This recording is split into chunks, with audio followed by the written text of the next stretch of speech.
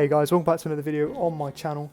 Today I'm going to be talking about Micheal Flynn, the new appointed Swindon manager who was appointed last game of the season at the county ground against Crawley.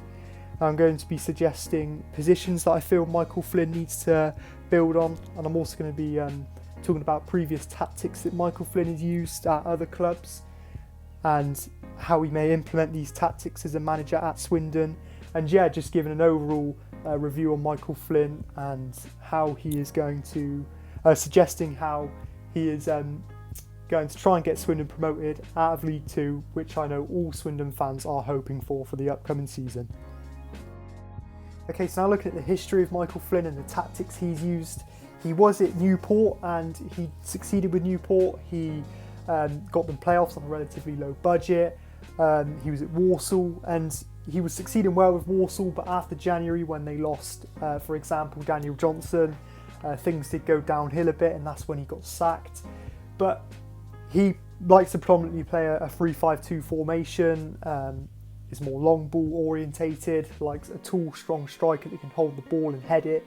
Also likes a tall centre half that can head the ball and hoof the ball up to the strikers.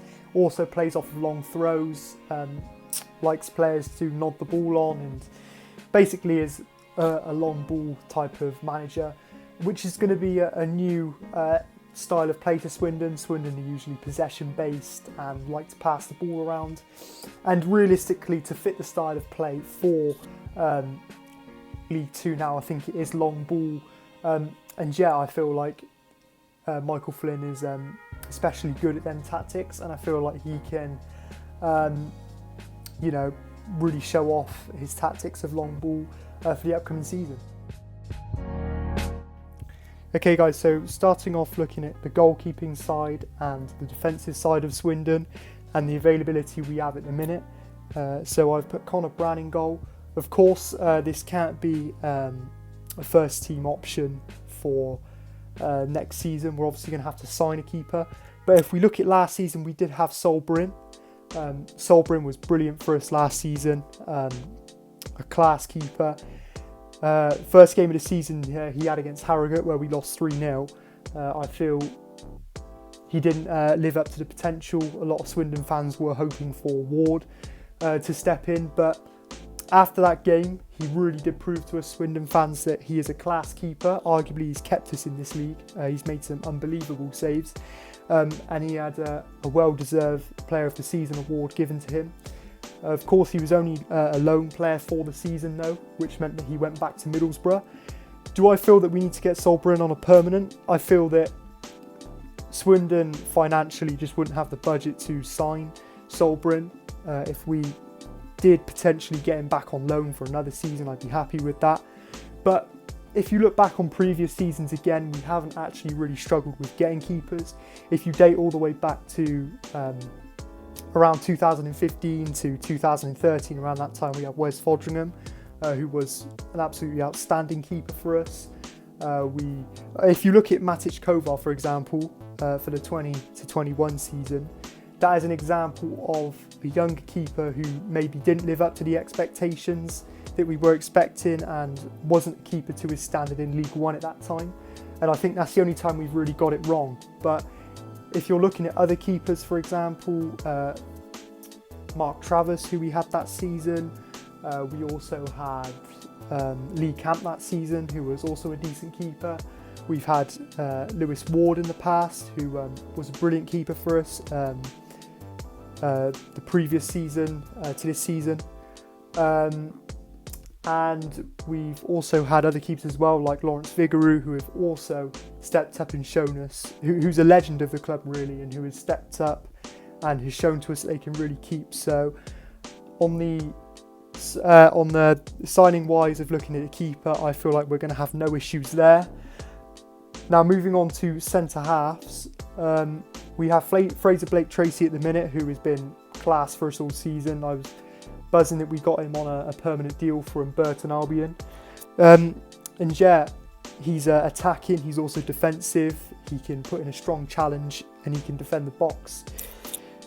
Next to him, I've put Tom Brewitt. I feel like Tom Brewitt is a brilliant player. He's really stepped up to the expectations of this season. But ideally, next to Fraser Blake Tracy, I would want to sign a tall, big, built centre half which can withstand the aggressiveness of this league, and someone who can just get their head on the ball and can hit a long ball up the field to Austin, for example. And yeah, I feel like that's someone who we need, a leader, we need a captain who can marshal the defence and let them know where they need to be. And yeah, you know, take Leyton Orient, for example, who had Omar Bogle this season, who had just been outstanding for them. Someone who fits that role perfectly, someone who's big, tall, can marshal the defence and can also run the game, can play a long ball, but also can play the game to his pace and, you know, really set the standard. Now, if I was moving into a right wing back position, I would obviously have Romeo Hutton. He had got 12 assists for us this season and has just been outstanding. I feel attacking wise, he's just been brilliant. You know, put goals on a plate for Hepburn Murphy and Austin, for example, and has a pinpoint cross, which is going to really be useful moving into the next season. I know that Peterborough have an interest in buying Romeo Hutton or having a swap deal for Tomlinson. I feel that we need to keep Romeo Hutton, which we will do, I think, because we'll having him under contract is a massive plus, which means that we can demand a high fee for him. If a club is willing to come in and pay a high fee, I would 100% be willing to sell him for some price. But realistically, I think we need Romeo Hutton for the next season. I feel he has been an absolute crucial player in attacking wise for us. And yeah, I just feel Romeo Hutton for the next League Two season would have a great impact. Now moving on to the left wing back side, I've obviously got Marcel Lavinia. I feel that next season he's really going to step up and show us his potential. This season he's been brilliant, I'd say. You know, we haven't really seen a lot of him, for example. I think next season we will really see the potential of him though. But also another mention that I could say on the defensive side would be Rhys Devine, who we got from Walsall last year. I think Rhys Devine, when we saw him away at Leyton Orient in that 1-1 draw, he had a wonder game. He played really well. He was strong. He was attacking. He was defensive, and it was a real shame he got injured after coming back. But yeah, I think Rhys Devine,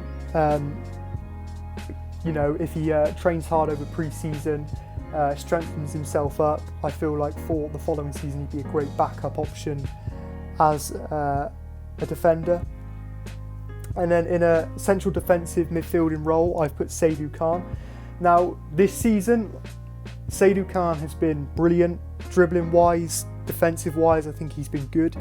I think at the same time he does need to work on his discipline as well.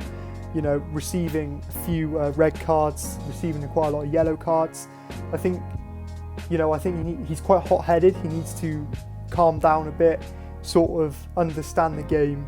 And if he sort of played like that in a much more calm manner, I feel like Seydou Khan would be a brilliant player. But at the same time, I don't think Seydou Khan he's more of an attacking sort of player. So if I was looking at a central defensive midfielding role, I would definitely say we need to look at signing one. We need someone who can put in a big challenge, can come back and help with defence, can head the ball again, is tall, big. And yeah, I feel like if Micheal Flynn, because obviously Micheal Flynn is one of them managers that likes clean sheets. He's a manager that likes defence. He'd rather take a clean sheet, for example, you know, than go all out attacking. That's the type of person he is. So I feel that there's no doubt in there that Micheal Flynn would be capable of finding a strong central defensive midfielder that can come back and help the defence. Okay, so now moving on to the midfield positions. I've started off with George McEachran. So we signed George as a link through Jody Morris, who was our previous manager. And yeah, when we signed him from Chelsea, he was a brilliant player, really stepped up from January all the way to the end of the season. He's proved to us that he's got great passing abilities, he's very skillful, he's got good pace and he can dribble. And yeah, I feel that coming into the next season, he's only going to improve and show us more of what he's capable of. Now secondly, next to him in the central midfield position, I've put Jake Kane. Jake Kane, his attributes again, brilliant at free kicks. The next Scots wine. He scored that brilliant goal against Crawley for us to win 2-1 against Scotland's side. But yeah, actually he is another sort of central defensive midfielder, a player that likes to pick the ball up from the centre backs, turn and look for the long ball option to the wingers or the strikers. And yeah, for the next season, I feel like he would be a good substitute option, an impact player that can come on and change the game. But at the same time, I feel like we do need to look at getting another central midfielder. Liam Kinsella is linked with us from Walsall. Obviously, he's been a brilliant player last year, and that link has come from Micheal Flynn. I couldn't think of his name then. But yeah, I think if he'd come to us, he'd have a great impact on the team. He'd lift up the team spirit and would be a vital player for the midfield. Now in a cam position, I've got Ronan Darcy. I feel that Ronan Darcy's still quite young, a player that we signed from Bolton. I feel that Liam Kinsella would sort of fit into his position as a cam, be the main player there, and Ronan Darcy is more of a substitute impact player again. But yeah, Ronan Darcy for the near future is going to be a class player, I can always tell. From what we've seen of him, he loves to shoot from outside the box. That goal he scored at Mansfield when we won 5-2. He's proved to us that he's great at dribbling, can pass the ball, can shoot. For the upcoming season, I feel that, in my opinion, he'd be a great impact player. And one that we can definitely keep on to, and a potential player that can change the game for us. Okay, so to begin with, now looking at the striking partnership, I'm going to start on Charlie Austin. Of course, a brilliant player, one that is still capable of playing in League One, I believe, but it's brilliant that we've got him until 2024. He's also doing his coaching badge at Swindon, but a role model that can teach the younger strikers like Rush and Hepburn Murphy and Wakelin what to do in some of the situations. But he's clinical, can shoot inside the box, has bags load of experience, like playing for QPR and Burnley, also started his career at Swindon, of course. He just knows what to do in situations. He can hold up the play, great aerial threat, can fill into the midfield and win the ball back. And an overall strong player that I'm buzzing to have until 2024, and every other Swindon fan is of course buzzing to have him back. Now moving on into the other position, I've put Rush and Hepburn Murphy there. A young, quick, pacey player who I feel that is going to shine in the future. And he's also proven to us that he can score goals and he's quick. One thing with Rush though that comes with experience, I think he does sort of rush into decisions and does also, not really think sometimes in positions, but that also comes with experience, in the next couple of seasons. And it's the same for Jacob Wakelin as well. He does sort of fit into that bracket, I think, but again, a younger player who, and both of them will over time just improve the experience that they get in League Two. And two class players. I know we've got Jacob Wakelin on a 3-year deal, so I think we're going to see a lot from Jacob Wakelin over the next few years. But I do think that we also need to work on signing another striker as well. For example, Daniel Johnson from Walsall, Mansfield now, who was at Walsall with Micheal Flynn. He's a brilliant player. I think he scored about 12 this season. He'd be a great option for us to sign him. But looking at example again like Kyle Hudlin, them type of players. Just Daniel Johnson would be a brilliant signing.